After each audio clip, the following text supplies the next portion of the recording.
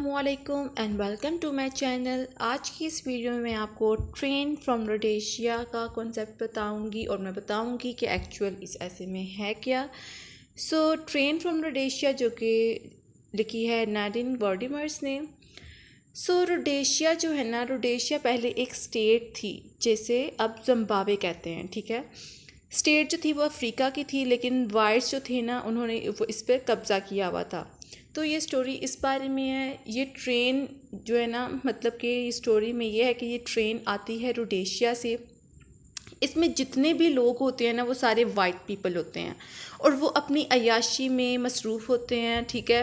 Means कि बहुत ही अय्याश पसंद होते हैं, ड्रिंक कर रहे होते हैं, अपना अपना ना वो बहुत इंजॉय कर रहे होते हैं।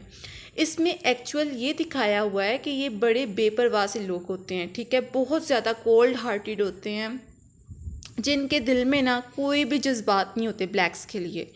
जैसे जैसे ट्रेन गुजर रही होती है रास्ते में दिखाई देता है कि कैसे ना वो लोग जो ब्लैक पीपल होते हैं कैसे कच्चे घरों में रह रहे होते हैं, जिनके पास खाने को भी कुछ नहीं होता, और किस तरह से वो ज़िंदगी गुजार रहे होते हैं कच्चे मकानों में रह के। इसमें सारा बताया गया है कि ब्लैक एंड वाइट को बताया हुआ है, ठीक है। इसमें कॉलोनियल कंसेप्ट आया है, ठीक है।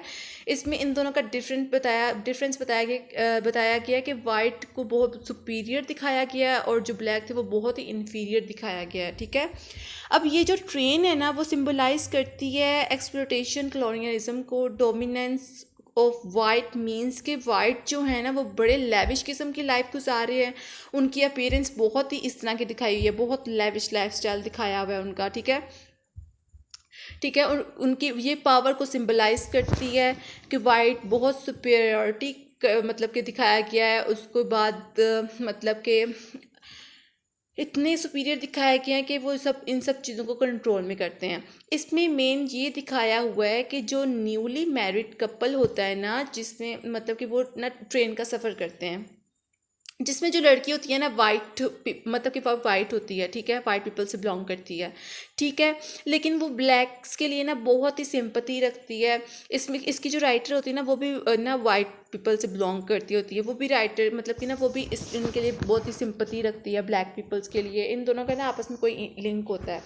वो इर्द गिर्द लोगों को देखती है, ठीक है, ट्रेन में बैठे हुए, तो वो उनको ऑब्जर्व करती है। वो सारा कुछ एज्यूम करती है, ऑब्जर्व करती है और ख़ुद को उनसे बहुत डिफरेंट फील कर रही होती है। वो जो लड़की ट्रेन में होती है ना, जो न्यूली मैरिड कपल होता है उनमें जो उसकी वाइफ होती है उसकी बता रही बात, वो ना बहुत ज़्यादा ना कीन ऑब्जर्वेंट होती है। वो कहती है कि मैं वाइट पीपल की तरह नहीं हूँ।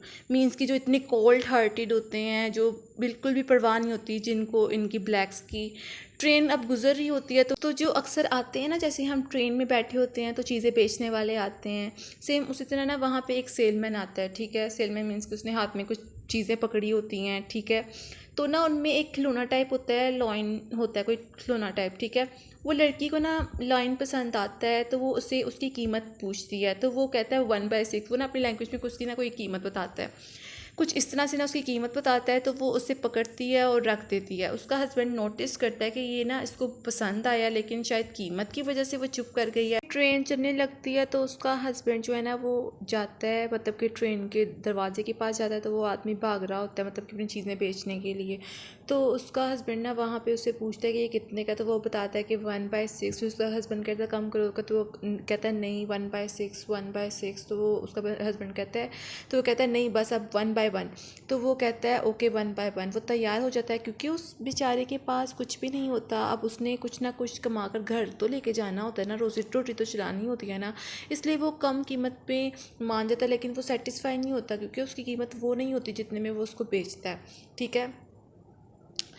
और पैसे वो बंदा जो होता है ना वो हाथ में नहीं देता, वो उसके मुंह पर मारता है, उसके ऊपर फेंकता है, वो फेंक कर चला जाता है। और वो नीचे से ज़मीन से उठा के ना पकड़ता है पैसे। बहुत इन्फीरियर दिखाया हुआ है ये सब करके ना। और मतलब कि वो इतना उनको हकीर समझते हैं कि वो पैसे फेंक के चले जाते हैं और वो ज़मीन से उठा रहे होते हैं। फिर अपनी बीवी को देता है जाके। बीवी पूछती है कि पहले तो तुमने लिया नहीं, लेकिन अब तुम लेके आ गए हो। तो वो उसको फिर सारा बताता है कि उसने किस तरह से उससे कीमत कम करवाई, फिर उसके ऊपर पैसे फेंक कर आया, ओके। वो उसके पीछे पीछे भाग रहा था बेचने के लिए, ये सब। फिर उसकी बीवी का ना मूड ख़राब हो जाता है कि क्या मतलब कि कैसा आदमी है, मीन्स कि वो इतना इन्फीरियर समझ रहा है, मीन्स कि उसके ऊपर फेंक कर आ गया है। तो वो जो लाइन होता है ना वो फेंक देती है, वो इतना हैरान होता है, तो ना वो इतना हैरान होता है कि एकदम से इसके मूड को क्या हो गया है, अच्छी बुरी थी और इसने मूड ख़राब कर दिया।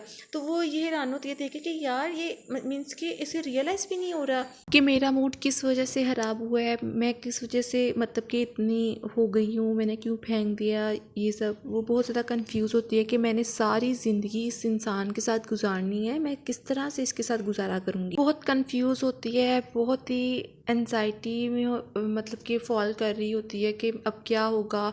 मीन्स कि उसने कभी सोचा भी नहीं था कि वो इस तरह का इंसान है, वो कैसे इसके साथ गुजारा करेगी।